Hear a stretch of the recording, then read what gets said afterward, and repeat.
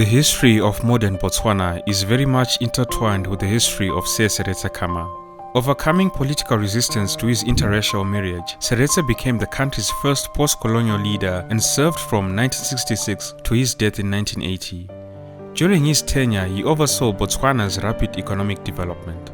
Without the caution, guidance and political acumen of Seretse, it is highly unlikely that Botswana would have escaped from abject poverty or the long-standing desire of the apartheid South African authorities for detailed control of the political future of that country. Sir Seretse Khama has been internationally acknowledged as an outstanding statesman and one of the great successes of 20th-century African politics. In this episode of African Biographics, we cover the life and legacy of Sir Seretse Khama, the first president of Botswana. Seretse Khama was born in Serowe in the British Protectorate of Bechuanaland on the 1st of July 1921. His grandfather, Khama III, was paramount chief or Kgosi of the Bamangwato, part of the Tswana people of the region. In 1885, Britain had unilaterally declared its protection for Bechuanaland in order to forestall any expansion by the Germans in Southwest Africa and Paul Kruger's Transvaal Republic. Then in 1895, three chiefs from this territory, namely Khama III, who was Seretse's grandfather, Bathon I as well as Sebele I, travelled to Britain to ask Queen Victoria's government for further assistance. These three chiefs sought assistance in fending off the Boers and Cecil Rhodes' British South Africa Company from taking over the territory of Bechuanaland. For decades, many people expected Bechuanaland to be absorbed into South Africa. So Botswana's chiefs, aided by allies in Britain, waged a long and successful campaign against incorporation. Seretse's grandfather, Kgosi Khama III, died in 1923 and the chieftainship briefly passed to his son, Sir Seretse Khama II, who died 2 years later. And so at the age of 4, Seretse Khama effectively became Kgosi and his uncle, Tshikedi Khama, was made regent. Seretse's mother died in 1930 when the boy was only 9 years of age, and so Tshikedi became even more closely involved in the boy's upbringing. Seretse Khama was not seen as a particularly gifted child, and there is evidence that the colonial authorities wanted to send him to a school in southern Rhodesia that was oriented towards agriculture. Tshikedi fortunately had other views, and after a brief period at an English medium school, Seretse was sent off to school in South Africa. The boy attended various schools including Lovedale and Tigerkloof. It has been suggested that his health was neglected during his early schooling, and this neglect perhaps contributed to the unreliable nature of his health in later life. Now, although his chest was considered weak, Seretse developed considerable physical skills and became a good all-rounder in sports. He seems to have developed his characteristic mixture of humor, determination and shyness during his school and college days. Seretse also developed a reputation as someone who was willing to stand up to school bullies. Standing up to bullies was to be one of the important themes of his future life. Young Seretse then went on to college at Fort Hare in present-day South Africa. These years at Fort Hare were inspiring ones for Seretse. The university was a focus for the intellectual elite of black South Africans and was a beacon for African scholars all over Southern, Central and Eastern Africa. It educated many of the future leaders of the African continent, not just Seretse Khama and Nelson Mandela, but also Oliver Tambo, Julius Nyerere, Kenneth Kaunda, Desmond Tutu, Robert Mugabe and others. At the age of 23, Seretse Khama gained his Bachelor of Arts general degree, a degree that he was proud of in later years when he reflected that amongst the range of honorary degrees that he had been given by various institutions, he did actually possess a degree that he had earned. Seretse then spent briefly some time at Witwatersrand University in Johannesburg, where amongst others, he met Joshua Nkomo, a revolutionary from Zimbabwe.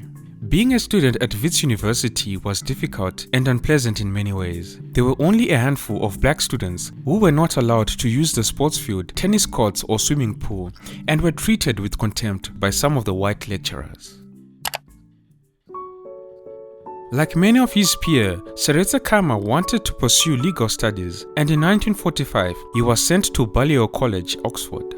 His uncle Tshikedi Khama had long been interested in the idea of Seretse studying law in Britain. European law, he thought, would help him to deal from a position of strength with the colonial administration.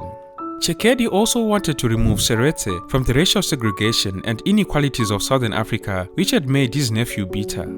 After a year, Seretse enrolled for barrister studies at the Inner Temple in London. Seretse Khama was miserable in the UK and did not greatly involve himself in his studies. British austerity and the very cold winters, as well as the lack of like-minded company, no doubt contributed to Seretse's ill feelings. Seretse really had trouble settling in. The British students showed no interest in getting to know him, and there were hardly any students from Africa. In 1945, there were about 750 students from Africa in the UK, but most of them were at the universities of Edinburgh, where Julius Nyerere was a student of history, Aberdeen and London, or at the Inns of Court in London. However, Seretse's life soon changed. In 1947, at a dance at Knapford House, arranged by the London Missionary Society, Seretse Khama met Ruth Williams, who was then a clerk for Cuthbert Heath, a firm of underwriters at Lloyd's of London. The couple fell in love and married in September of 1948. It would be the marriage and its consequences that sent Seretse's name ringing through the empire and beyond. Seretse and Ruth's marriage caused controversy with elders in Bechuanaland, as well as with the apartheid government of South Africa. It was considered a racial scandal. Daniel Malan, apartheid Prime Minister of South Africa, described their marriage as nauseating.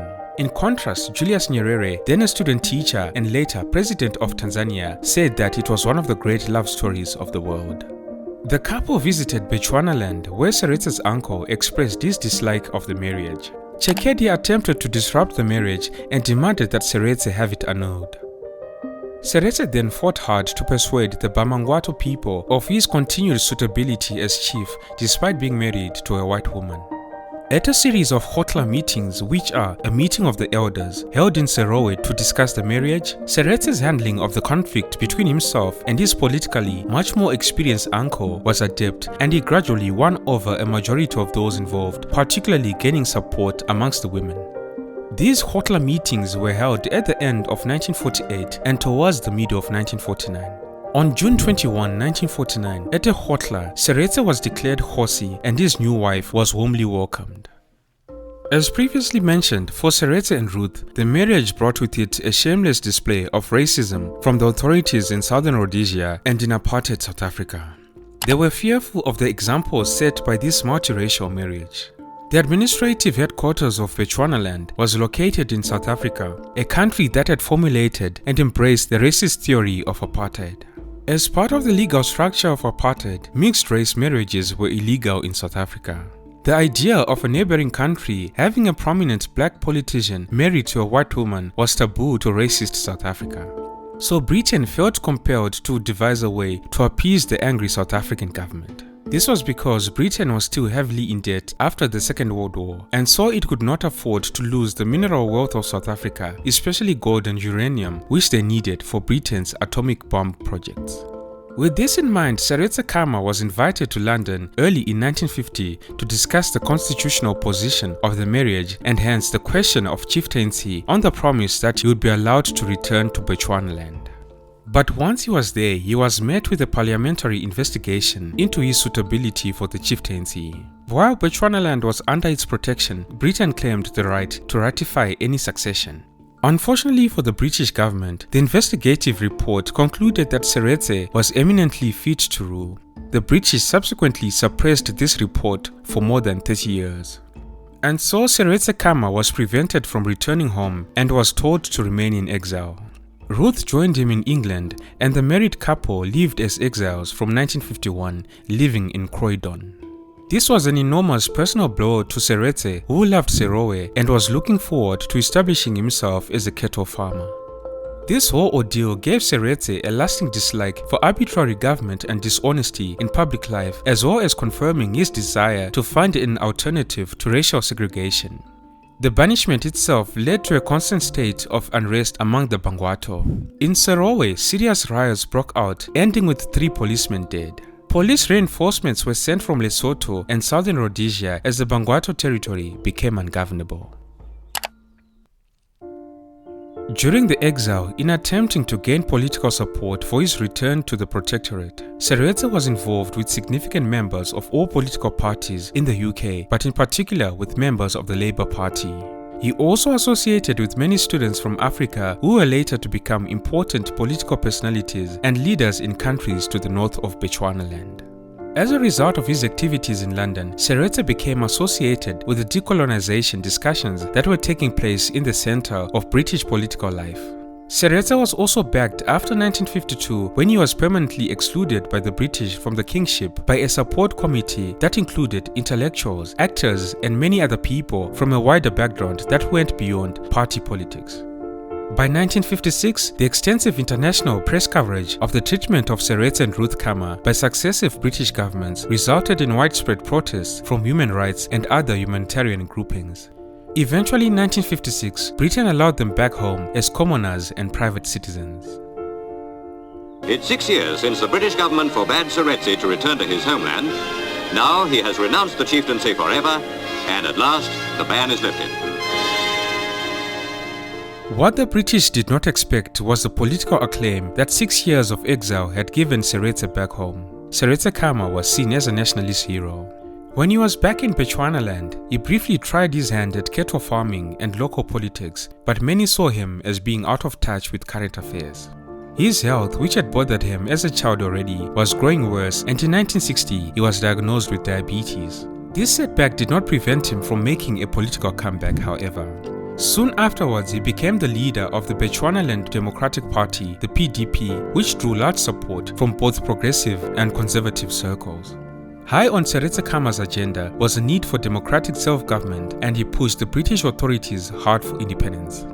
In 1965, the center of Bechuanaland government was moved from Mafikeng, South Africa, to the newly established capital of Gaborone. In 1965, Seretse's BDP won the election and Seretse Khama became Prime Minister. That same year, he received an honorary doctorate of literature from Fordham University in New York, the first of many honors he would receive, including a knighthood in Britain. The next year, Bechuanaland gained its independence from Britain. The new republic's name was changed to Botswana, and Seretse Khama became its first president. The country inherited by President Khama was rife with problems. At the time, it was probably Africa's poorest country, greatly indebted to Britain and surrounded by white-ruled states. A multi-year drought eventually destroyed more than one-third of the national cattle herd, the country's only asset. And an outbreak of foot-and-mouth disease prevented farmers from moving cattle to market before they starved. Grants and aid from the British covered half of the operating budget and the entire development budget. There were only a handful of university graduates, and the first government secondary school was not established until the eve of independence. There were 5 kilometers of paved road in a country the size of France. Perhaps 10 times as many as Botswana's citizens held wage jobs in South Africa as were in modern cash employment in Botswana itself. Its per capita income was about 10% of the world average, placing it among the world's poorest countries. All this to say that Seretse Khama had his work cut out for himself. In the middle of 1966, Seretse introduced food for work programs, which aimed not simply at saving people from famine, but also in the spirit of self-help and creating a spirit of service for the good of the country, especially in water and soil conservation projects. These efforts were helped by the return of the rains in the months after independence. Botswana's fortunes soon changed. Just 8 months after independence, it was announced that a major kimberlite pipe had been discovered at Orapa. This became the world's biggest diamond mine, and 2 others were opened. Botswana became the largest producer of diamonds in the world by the 1980s. But any observer of development knows that the presence of mineral wealth does not guarantee broader economic success. Fortunately, Botswana did not squander this resource. It actually held steadily to its strategy of restraint. Botswana managed the discovery of diamonds so well that between independence and the start of the next century, it had the fastest average economic growth rate in the world at about 9% each year. Seretse's government channeled these resources into services for the people, which were developed throughout the country for the benefit of everyone. Seretse Khama invested in infrastructure, health and education, and built up substantial reserves. Without qualification, Botswana was far better off as an independent nation than it had ever been under colonial rule. Some people believe it was a blessing that the diamonds were not discovered until after independence. The school of thought is that if some of the country's rich mineral deposits had been discovered during the colonial period, it would have led to bloodshed, people having to fight for independence because there is something in their land the colonial government would have wanted to retain. Instead, the nation's poverty had saved them from foreign greed.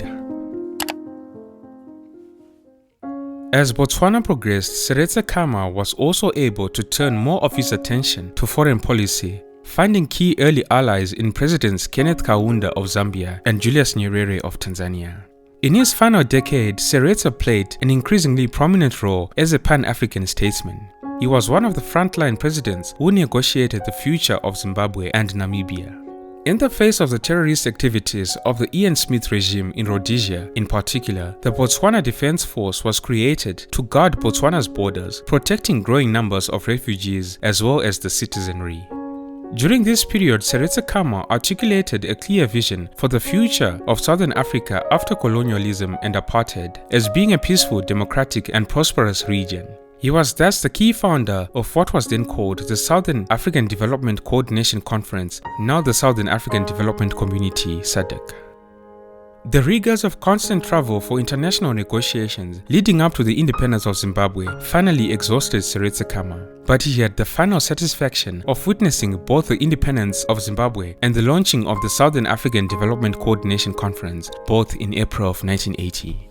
Throughout his presidency, Seretse Khama was dogged by poor health, and from 1979, his illness increasingly kept him at home, working from the State House, his official residence. His health came under strain, and in November he was flown to London, where he was hospitalized. By early 1980, it was clear that he was gravely ill.